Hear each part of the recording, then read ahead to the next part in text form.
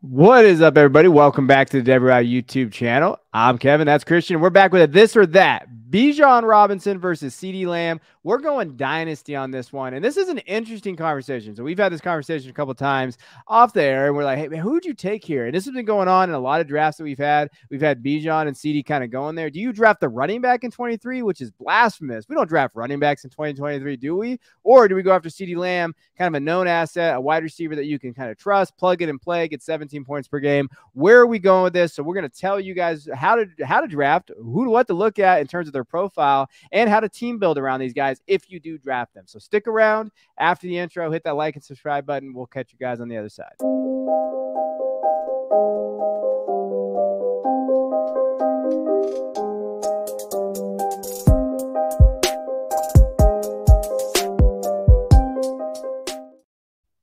All right, let's dive into it. This is a hard one as a Cowboy fan, but we're going to keep it impartial like we always do on this thing. And we're going to be looking at their ADP. And like I said, they're really going back to back. You know, we're in a Dynasty startup for our Patreon right now, and they went in terms of this, it's about at this position. So you're looking at the 111 running back 1 for Bijan Robinson, CeeDee Lamb sitting at that 112 wide receiver 3 mark, so right behind Justin Jefferson and Jamar Chase. Sometimes A.J. Brown sneaks in there, but more than likely CeeDee is going to be the guy. And essentially you're looking at, okay, who are you like, you know, for after Justin and Jamar, who are you looking at as your top rated assets in this dynasty? And it really is Bijan, CeeDee, and then really Waddle and A.J. Brown consistently. And Breece is kind of in there, but these two guys are kind of your elite options. So we're going to be looking at these guys and saying, like, who do we want? Who do we want to draft? First, we're going to let Chris talk about Bijan Robinson kind of college profile and what we saw from him scouting and how that kind of translates. And then I'll jump over to CeeDee and talk to you about that.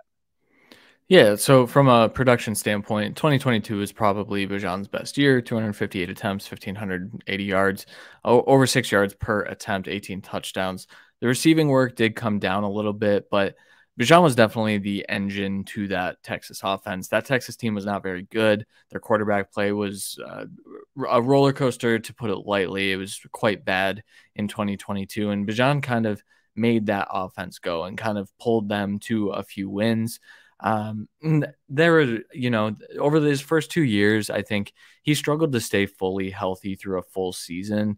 He's gotten the work from the moment he stepped onto a football field. His freshman year, he didn't get as much work, but he was ultra efficient. We just saw that efficiency maintain. You know, it didn't maintain as well as, you know, it perfectly, I guess, but he's just been an ultra efficient, ultra productive guy since he stepped foot on a college football field. We'll talk about what he does well here in a second, I think, right? Yeah, but then, I mean, his NFL comp for us here at Football Guys, for our guide that we wrote, was Adrian James. We had that first, by the way. Don't let anybody tell you differently. But that's kind of what we see there. Now, going to CeeDee Lamb, when we're talking about him as like an asset, I mean, we've been waiting for him. Like, there's been a lot of guys out there saying he was a beta, which, you know, don't call grown men betas. It's kind of weird. But, like, we were looking for that alpha season, right? Like, we're looking for that, like, hey, can he have it? And realistically, he did. 170 receptions, 1,359 yards, and looking at it, you know, 9 touchdowns. And from a fantasy perspective, you know, averaging almost 18 fantasy points per game. He had a couple duds like they all do. Had he done just consistently where he was at, he would have 18 fantasy points per game, finished at 285 fantasy points for those 17 weeks in terms of the season. And I think, you know, going forward in this offense, he was 7th in target per route run, 6th in yards per route run as well. So he broke out there. He was that elite target getter now. He went and earned his targets that you like to see there. And so that is like what you wanted to see from CeeDee Lamb. If you had him after the first game last year, you're a little concerned, and then he just kind of popped off and he became that alpha in an offense that could heavily lean on him. But you like what you saw from him. Yeah, and he returned because he was a value last year. Now, at that ADP, you're basically drafting him at what we think his ceiling is, right? So that is something to kind of note when you draft him or Bijan. But let's dive into kind of what we see from their outlook in 2023. What's that depth chart look? So why don't you go ahead and give us Bijan? Yeah, so, you know, Tyler Algier is a player that is on the Falcons roster, and Cordero Patterson is a player that's also on the Atlanta Falcons roster. But Bijan is the primary back. He probably is the focal point of the offense, kind of similar to how he was at Texas. You know, Bijan, I didn't talk about his size or, you know, really even his skill set, but he has the ability to be that 3-down workhorse. He's got an incredible skill set in terms of receiving. You know, we've talked about Actually, shout out to Jeff Bell for writing an awesome player spotlight at footballguys.com about total football and positionless football. When you look at the Falcons depth chart, I think you can make a case that Bijan is the starting running back and the starting slot wide receiver for that offense. They like to run a lot of 12 personnel, so you won't see that a whole lot, but I think Bijan is going to get work as a receiver here in 2023. And what that means for fantasy is, I don't think we're looking at a player that needs time in the NFL. I think the only thing that prevents him from being a top 5 back for the next 5 years is injury.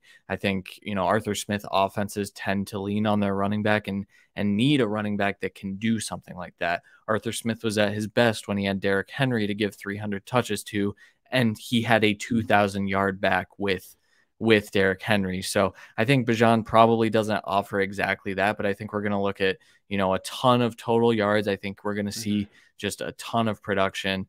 His upside is, 60 catches as well as probably, 300 carries in this offense. So I think you're looking at a very productive rookie from day one.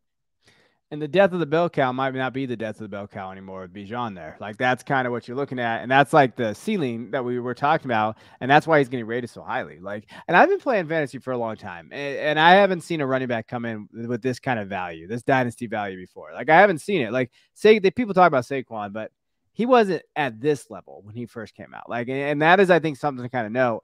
Now, when we're talking about CeeDee, there's some things to talk about here in terms of like, we got some new stuff going on. So Schottenheimer is now their offensive coordinator. So Brian Schottenheimer, which as a Cowboys fan, myself included, that worries me a little bit. Mike McCarthy, though, is to call him plays, which does not excite me either. So like, there's two areas there. Now, the one thing I will say with Schottenheimer, he's probably going to scheme it up in terms of what he wants.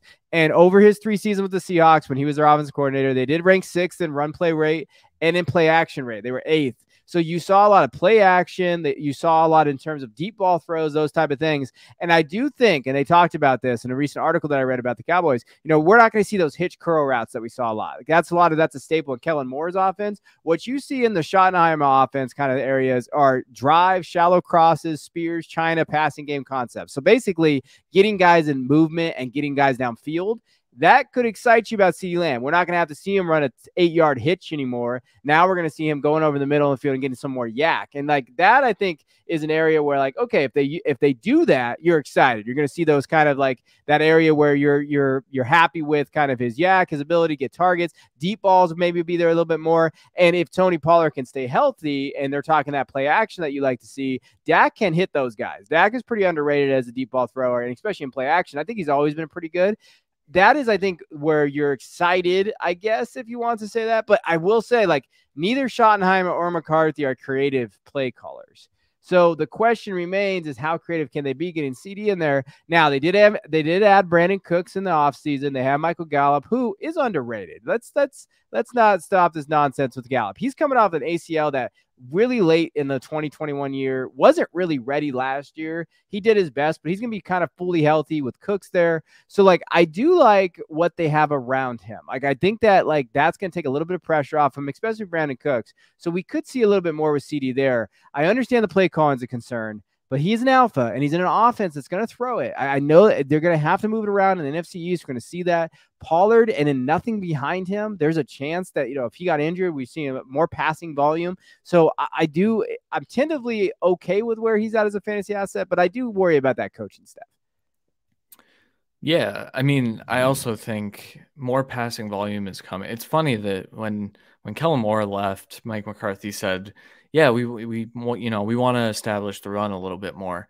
They ran at a really high rate last year with Zeke and Pollard. And I think that, from a fundamental standpoint, I think, Dallas's defense looks kind of ready to regress. Sorry, Kevin. And I think that they'll be in more negative game scripts where Dak does have to do a little bit more. And I think that is also a piece of this that excites you about CeeDee. Yeah, no, for sure. All right. The moment of truth here. You're in a dynasty startup. You're sitting there. Who you drafting? I'm taking Bijan. We've talked a little bit about, team building and what that looks like now. I personally think snagging what I believe is the dynasty running back 1 in the first round of drafts is more valuable than, snagging a guy that we probably value as a top 3 to 5 at worst dynasty wide receiver, but we just listed off all of those question marks moving forward and what that looks like moving forward. And I think you can question if Mike McCarthy's even there. Maybe that does excite you moving, past this, but you've got an additional 3 years with Bijan in terms of age. Bijan's 21, CeeDee's 24. CeeDee is going to be that second contract guy here in a second. Whereas Bijan, to me, like I said, this Atlanta Arthur Smith offense is going to be built around him. And I can't guarantee the same for CeeDee Lamb, even this year, but really in the next few years. I know that Arthur Smith is keeping his job because he's an offensive wizard. I personally believe that he's their long-term coach. And so I think Bijan is always going to hold value through his rookie deal. So you've got 5 years of it. I think, and the thing that I look at with Bijan too, like Brees Hall tore his ACL, is still his running back too in Dynasty. Even if like Bijan got injured a little bit, you're still probably looking at a top 2 guy, probably the one, unless something crazy happened in terms of that. I'm going to go Bijan as well. And I think part of it is the offensive system in Dallas. I think that I'm a little nervous about that. And you are drafting CeeDee Lamb at his ceiling. Like you are drafting him there. And it's crazy to think that we're not maybe drafting Bijan at his ceiling, but there's opportunity there. Like we could be talking about Bijan being at 106 next year, right? Like we could be saying like these guys that go up based on their fantasy production there. I do want to note though, if you draft Bijan Robinson, I did this poll out there on the Twitter sphere and I kind of talked about it. You need to draft a quarterback that can win now. Like you want to really go get a dude. Like, and so you're always picking at that back end. So like, this is the poll I put out. You tell me what you would do. So you have Bijan there. And then let's say, so in a recent draft, this is what happened. Bijan went to 111 and then CeeDee and Amon-Ra went 112 and 201. So that guy just stacked his wide receivers. It was actually that's a really good strategy if you're sitting there at that point. Would you take Richardson, Watson, Dak, or Tua, or Kyler, or Bryce, or who are you taking as your quarterback to pair with Bijan? Oh man, that's a tough one because I think each of those guys comes with a bit of risk, but I think I'd take Watson. Yeah. Just kind of knowing what Cleveland's trying to do there. And I think Watson is a win now quarterback. Whereas, Richardson could be, Richardson's a different discussion. I think I would lean those 2 guys though. And if you go Richardson, you certainly skew young, and then you really have to hammer veterans in those kind of mid rounds, which I don't like to do. So.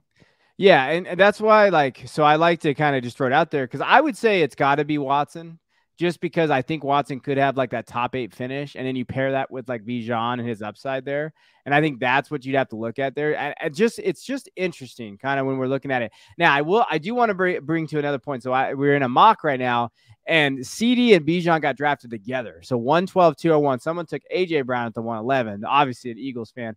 But if you get CeeDee and Bijan, and then he got Kirk Cousins and Geno Smith in the 5th and 6th round, that's not a bad pairing together. I don't necessarily love Geno and Kirk there and Russell Wilson. So you got to kind of know who's in that area. But if you do drop both of these guys, just understand that like those quarterbacks, that production window is a little nerve-wracking in terms of what you're looking at. So like that, just understand the team build is really interesting in that back end. But I'm going to take Bijan here, and it's tough because I just look at that, the bell cow status, the running back 1 status, the value. I mean, if Lamb takes a step back, it is not out of the, like, let's say, Garrett Wilson has an amazing year with Rodgers. It wouldn't shock me to see Garrett Wilson become wide receiver 3, where it would really shock me to see one of these running backs jump Bijan. It's just that simple in terms of value. So I'm going to go there, but I know, Cowboy fan, I know. Don't come after me. I don't trust that offense either. And we might have a whole new offensive coordinator, a new coaching staff for Dallas next year, where, like you mentioned, Atlanta, we might not. So it's interesting. It's really tough, though. It is really tough sitting there on the clock. So, all right, appreciate you guys. Hit that like and subscribe button. Go check out our Patreon. Go check out Underdog. Get $100 matched on your first deposit using promo code Royale. We'll check you guys on the next one.